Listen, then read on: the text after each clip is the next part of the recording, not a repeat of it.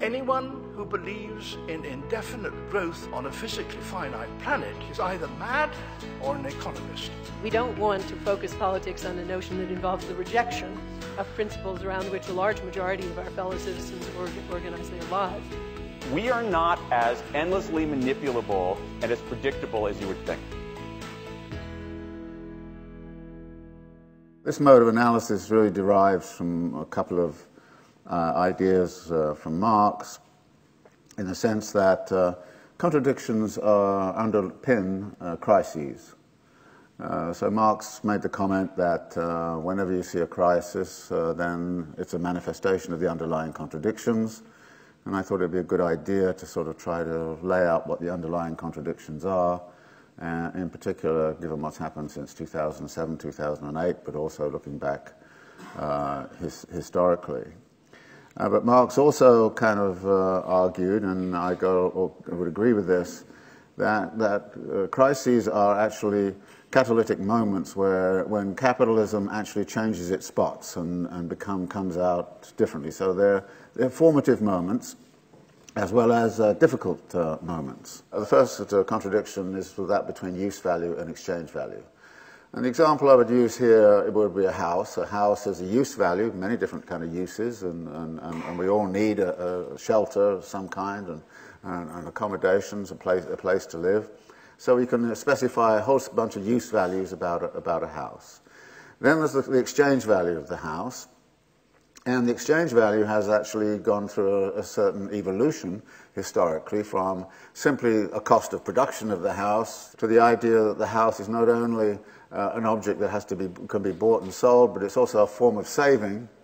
And so for many working people, the most common form of saving is to have a house which they end up owning.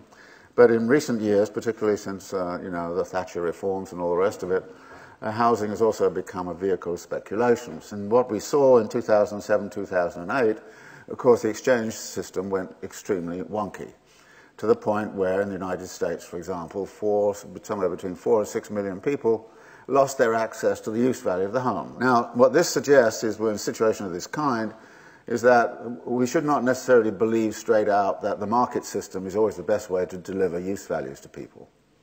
That if people need use values, then why do we have to go through the market system? There's a question here, I think, which is very, very important to ask, and I think it should be asked very clearly at this particular historical moment. There are, in fact, ways of housing provision that don't go through the exchange value system in the way that we typically do, which is through notions of home ownership, individual kind of private property, and the like.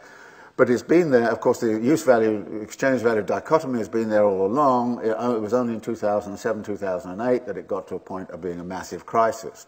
Now, there have been historical periods when it was a massive crisis before, back in the 1920s in the United States, back in sort of the late 1980s, we had problems. Various countries have had problems with this as we go along. So this first contradiction, then, is something that can be worked upon, but it also delivers a political message. Which would you rather live in? A society which actually delivers adequate use values to everybody on a reasonably equitable basis, or a society which is actually dedicated to the idea that in order to get use values, you have to participate in an exchange value system which actually ends up benefiting some people in society extremely well. In other words, vast amounts of wealth were extracted, private wealth were extracted from the exchange value system that was providing housing up until 2007, 2008.